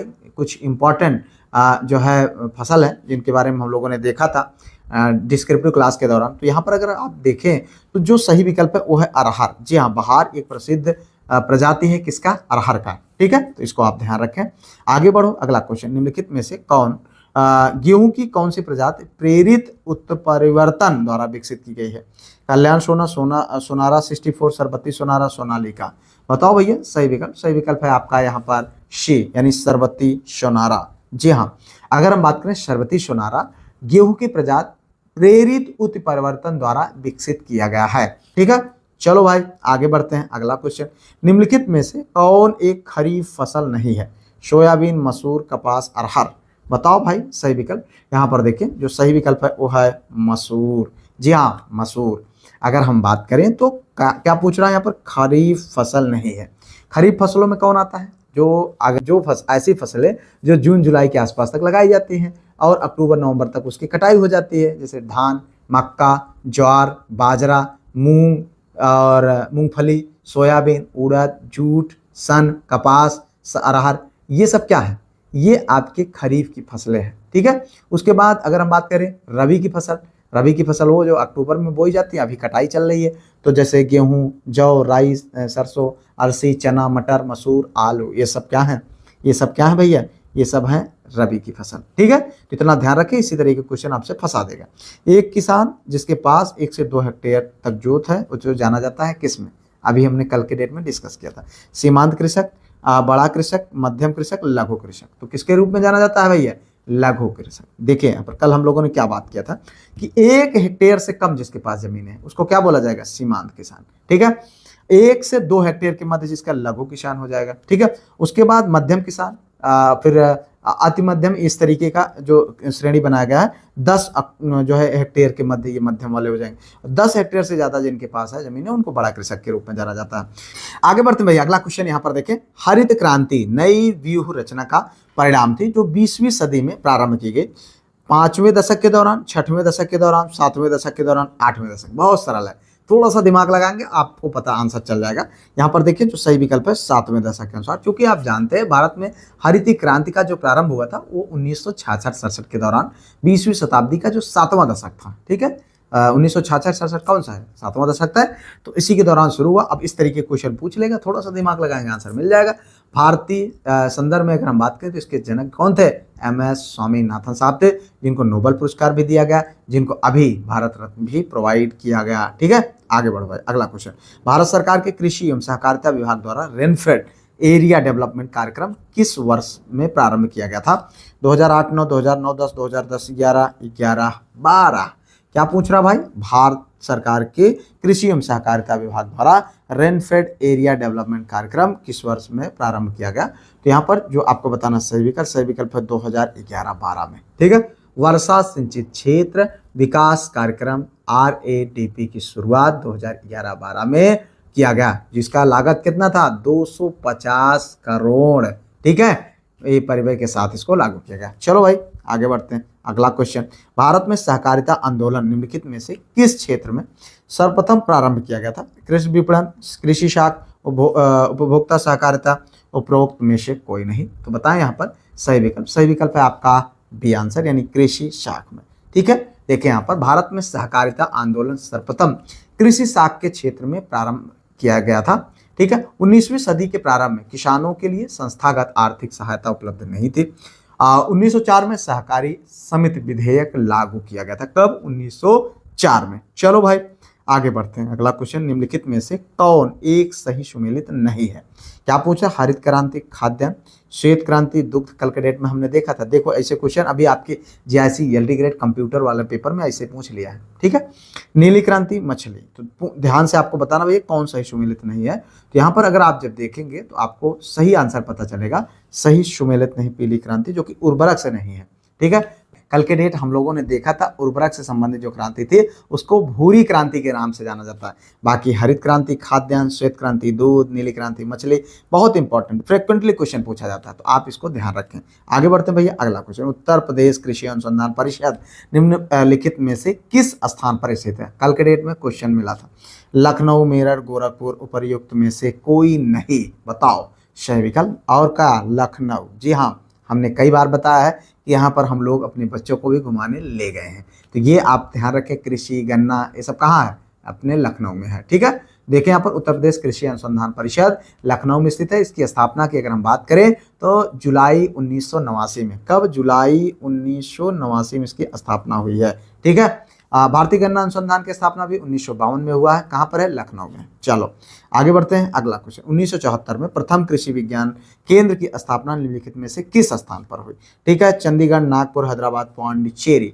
बताओ भाई सही विकल्प। तो सही विकल्प है आपका पांडिचेरी। जी हाँ, पांडी। यहाँ पर देखिए भारत का पहला कृषि विज्ञान केंद्र KVK 1974 में। कब? 1974 में। कहाँ पर? पांडिचेरी में स्थापित किया गया। ये केंद्र भारतीय कृषि अनुसंधान परिषद और किसानों के बीच अंतिम कड़ी के रूप में कार्य करते हैं। ये किसी स्थानीय कृषि विश्वविद्यालय से जुड़े होते हैं, ठीक है। आगे बढ़ो भाई, अगला क्वेश्चन। केंद्रीय शुष्क बागवानी संस्थान स्थित है बीकानेर, लखनऊ, बरेली, उपरोक्त में से कोई नहीं। तो आपको बताना भैया सही विकल्प। यहाँ पर देखें जो सही विकल्प है वो है बीकानेर। देखिए यहाँ पर यह है केंद्रीय शुष्क बागवानी संस्थान राजस्थान के बीकानेर बीचवाल जो है बीचवाल नामक जगह पर ये है, ठीक है। स्थान पर ये स्थित है। अगर हम बात करें पशु जैविक संस्थान जो कहाँ पर है? लखनऊ में है, ठीक है। Rajiv Gandhi institute of technology कहाँ पर है? हमारे बगल वाला जिला अमेठी में, ठीक है, जो कि पूर्व में रायबरेली से संबंधित था। आगे बढ़ते हैं भैया, अगला क्वेश्चन, केंद्रीय एगमार्क प्रयोगशाला स्थित है कहाँ पर? आपको आंसर करना भैया, कोलकाता, हैदराबाद, चेन्नई, नागपुर। मेरे भाई आपको बताना है सही विकल्प। सही विकल्प है नागपुर। जी हाँ, कहाँ पर? नागपुर में। तो अगर हम बात करें केंद्रीय एगमार्क प्रयोगशाला नागपुर में स्थित है। यह विभिन्न गुणवत्ता एजेंसियों एवं राज्य सरकार ग्रेडिंग प्रयोगशालाओं को तकनीकी सलाह प्रदान करता है। भारत में कृषि खाद्य उत्पादों पर लगाया जाने वाला जो चिन्ह होता है, प्रमाण चिन्ह होता है, उसको क्या बोला जाता है? एक मार्क बोला जाता है। एक मार्क मानक विपणन एवं निरीक्षण निदेशालय द्वारा अनुमोदित, और इसका उद्देश्य खाद्य वस्तुओं की शुद्धता सुनिश्चित करने के लिए होता है। ठीक है, चलो भाई, देश में प्रधानमंत्री फसल बीमा योजना किस वर्ष कार्यान्वित की गई थी? ठीक है, 2019 में, 2017 से, 2016 में, 2018। आपको बताना भैया सही विकल्प। यहाँ पर देखें, जो सही विकल्प है वो है आपका सी, यानी 2016 से। ठीक है, देश में प्रधानमंत्री फसल बीमा योजना कब से शुरू किया गया है? 2016 से। जानते हैं, ये 13 जनवरी 2016 में इस तरीके क्वेश्चन पूछा जाता है। ठीक है, 13 जनवरी 2016 में। ठीक है, तो इसको ध्यान रखें, प्रधानमंत्री श्री नरेंद्र मोदी द्वारा शुरू किया गया था। ठीक है, यह योजना उन किसानों का जो प्रीमियम पर बोझ कम करने में मदद करती है जो अपनी खेती के लिए ऋण लेते हैं। ठीक है, यह योजना खराब मौसम से किसानों की रक्षा करती है। इसका प्रशासन अगर हम बात करें कृषि एवं विकास कल्याण मंत्रालय भारत सरकार द्वारा किया जाता है। ठीक है, चलो भाई आगे बढ़ते हैं। निम्नलिखित में से कौन सी वाटर शेड विकास परियोजना भारत की केंद्र सरकार द्वारा प्रायोजित है, जिसका उद्देश्य ग्रामीण आबादी को पानी के संरक्षण के लिए सक्षम बनाना है? हरियाली पानी संसद जल क्रांति उपर्युक्त में से कोई नहीं। आपको बताना भैया सही विकल्प। सही विकल्प क्या है? क्या यहाँ पर हरियाली? जी हाँ, अगर हम बात करें वर्ष 2003 में हरियाली योजना को वाटर शेड विकास परियोजना के अंतर्गत शुरू किया गया था। ठीक है, इसमें जो ग्रामीण क्षेत्रों में पेयजल, सिंचाई, मत्स्य पालन, वनीकरण हेतु जल संरक्षण शामिल है। यह केंद्र प्रायोजित योजना है। ठीक है, चलो भैया आगे बढ़ते हैं। अगला क्वेश्चन, भारत में राष्ट्रीय खाद्य सुरक्षा कानून कब लागू किया गया? 2012, 2013, 2014, 15-16, जो भी आपका यहाँ पर है विकल्प के रूप में आप देखें। सही विकल्प है 2013 में। ठीक है, राष्ट्रीय खाद्य सुरक्षा कानून 2013 में लागू हुआ। 75% ग्रामीण आबादी एवं 50% शहरी आबादी को कवरेज करने के लिए पात्र व्यक्तियों को अनाज उपलब्ध कराया गया। ये कब योजना शुरू हुई? 2013 में, राष्ट्रीय खाद्य सुरक्षा कानून। ठीक है, तो इसी के लिए अभी आप देख रहे हैं तमाम तरीके की चीज़ें, इसको एक्सपेंड करके आगे बढ़ाया जा चुका। अब आगे देखें, लौंग निम्नलिखित में से किसका निरूपण है? अंतस्थ कली, सहायक कली, फूल कली, वनस्पति कली। मेरे भाई यहाँ पर देखें, जो सही विकल्प है आपको बताना है। सही विकल्प है यहाँ पर फूल कली। जी हाँ, हम बात करें लौंग का, तो लौंग फूल कली का निरूपण है। ठीक है, आगे बढ़ते भैया। अगला क्वेश्चन यहाँ पर देखें, निम्नलिखित में से कौन सी फसल को अधिक सिंचाई की आवश्यकता होती है? गेहूं, जौ, चना, मसूर। मेरे भाई कल के डेट में हम लोगों ने देखा था किस फसल को कितना ज्यादा पानी की जरूरत होती है, तो आपको उसका आंसर यहाँ पर आपको बताना है। देखिए यहाँ पर जो सही विकल्प है, अगर देखें तो इन जो विकल्पों में से गेहूं को ज्यादा। ठीक है, अगर देखें तो सबसे ज्यादा गेहूं का, फिर उसके बाद जौ का, फिर उसके बाद अगर आप देखें चना का, फिर मसूर का। तो इस तरीके से ये क्रम आपका हो जाएगा। तो यहाँ पर अगर धान वान होता तो उसको मिल जाता है। ठीक है, तो आप यहाँ पर इसको आपको समझना है, इसी तरीके क्वेश्चन दे देगा। निम्नलिखित में से कौन सा पौधा हरित खाद के रूप में प्रयोग किया जाता है? मूंग, सनई, कपास और बरसीम। हमने कल के डेट में बताया था। ठीक है, यहाँ पर देखिए जो सही विकल्प है क्या है? सनई है। ठीक है, ये बहुत इंपॉर्टेंट है और हम सब किसान घर से हैं तो हम लोगों को अच्छे से पता है सनई। ठीक है, सनहेम्प जिसे बोला जाता है, प्रयोग हरी खाद के रूप में किया जाता है। ठीक है, और यहाँ पर अगर हम बात करें तो हरी खाद, फूलों की सब्जी, रस्सी निर्माण, इसका 3-4 रूपों में। ठीक है, इससे सब्जी भी बनाई जाती है इसके फलों से, मतलब जो इसके फूल होते हैं, और जो है इससे रस्सी भी बनाई जाती है। तो बहुत इंपॉर्टेंट है। ठीक है, ध्यान रखें। जौ के अंकुरित बीजों के किंडन से बने शराब को क्या कहते हैं? बियर, वाइन, वोडका, रम। देखो ऐसा भी क्वेश्चन पूछ लिया यार, अब क्या करोगे? ठीक है, तो भाई अब बियर वाले भाई जानत होंगे। ठीक है, हो सकता है उन्हें मालूम हुई। तो जौ के अंकुरित बीजों के किण्वन से क्या बनता है? आपका बियर बनता है, जो सोच के लेते हैं बारात में। ठीक है, अगर हम बात करें ये सब भैया दारू वाली कैटेगरी में आते हैं, जो अल्कोहल पैक वाले में। ठीक है, चलो यहाँ पर देखो तुलसी के पौधे का औषधीय महत्व निम्नांकित की उपस्थिति के किसके कारण है?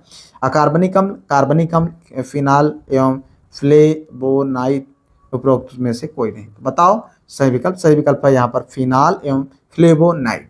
जी हाँ, तुलसी का वैज्ञानिक नाम अगर हम बात करें ऑक्सिमम सैंक्ट्रम है। ठीक है, अगर हम औषधि महत्व की बात करें तो फिनाल एवं फ्लेवोनाइड के रूप में इसका प्रयोग किया जाता है, जिसमें सर्दी, जुखाम, खांसी, दंत एवं श्वास संबंधी रोगों में इसका इस्तेमाल किया जाता है। आगे बढ़ते हैं भैया, अगला क्वेश्चन। गैस जो धान के खेत से उत्सर्जित होती है तथा भूमि के तापमान में वृद्धि होती है। Nitrogen, carbon dioxide, carbon monoxide, methane. बहुत इंपॉर्टेंट, अभी आपके एलटी ग्रेड एग्जाम में ये क्वेश्चन पूछा जा चुका है। ठीक है, धान के खेत से निकलने वाली गैस मीथेन। जी हाँ, धान के खेतों से अधिक मात्रा में मीथेन उत्सर्जित होती है। इसे मार्स गैस भी कहते हैं। रंगहीन, वायु से हल्की, जल में अविलेय गैस है। ठीक है, इसको आप ध्यान रखें। आगे बढ़ते हैं भैया, अगला क्वेश्चन। यहाँ पर देखिए, निम्नलिखित राज्यों में कौन इलायची एवं काली मिर्च का सबसे बड़ा उत्पादक? कल के डेट में देखा था, तमिलनाडु, गोवा, केरल, महाराष्ट्र। मेरे भाई यहाँ पर आपको बताना है सही विकल्प। सही विकल्प है सी आंसर, यानी केरल। ठीक है, केरल।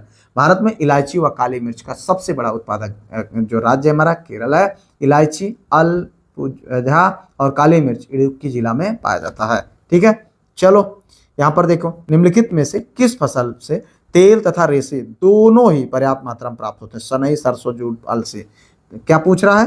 तेल तथा रेशा दोनों प्राप्त होता है। तो यहाँ पर देखिए जो सही विकल्प है वो है अलसी। जी हाँ, अगर हम बात करें अलसी, तीसी, तिलहनी प्लस रेशेदार फसल है। ठीक है, प्रमुख तिलहनी फसलों में अगर हम बात करें सरसों, अलसी, सोयाबीन, मूंगफली होती है। ठीक है, और सनई व जूट की अगर हम बात करें तो केवल रेशा मिलता है, जिसमें तेल नहीं होता है। तो इस तरीके से ये देखो, ये भी जीआईसी 2015 में पूछा गया। तो इस तरीके से हम लोगों ने इंपॉर्टेंट क्वेश्चंस को देखा जो आपके एग्जाम के दृष्टिकोण से इंपॉर्टेंट है। अगर आप चाहते हैं जो कुछ भी मैंने पढ़ाया वो सब कुछ आपको पीडीएफ के रूप में मिल जाए तो आप हमारे नंबर 9565272442 नंबर पर व्हाट्सएप के माध्यम से कॉन्टैक्ट कर लें। छोटी सी फीस पे करके आप ग्रुप में जुड़ जाएं। सब कुछ आपको एग्जाम ओरिएंटेड मटेरियल प्रोवाइड कराते हैं। तो इस तरीके से हम लोगों ने अपने इस कृषि वाले पार्ट का इंपॉर्टेंट क्वेश्चंस की प्रैक्टिस किया। बाकी जो हमने जो डिस्क्रिप्टिव वीडियो बढ़ाए हैं उसको आप अच्छे से पढ़ लीजिएगा। सब कुछ एकदम अच्छा होगा, क्लियर होगा, बिल्कुल बिंदास रहें। इसी उम्मीद के साथ इस वीडियो से विदा लेते हैं। मिलते हैं किसी और वीडियो में किसी और टॉपिक पर। तब तक के लिए जय Hind, Vande Mataram, best of luck.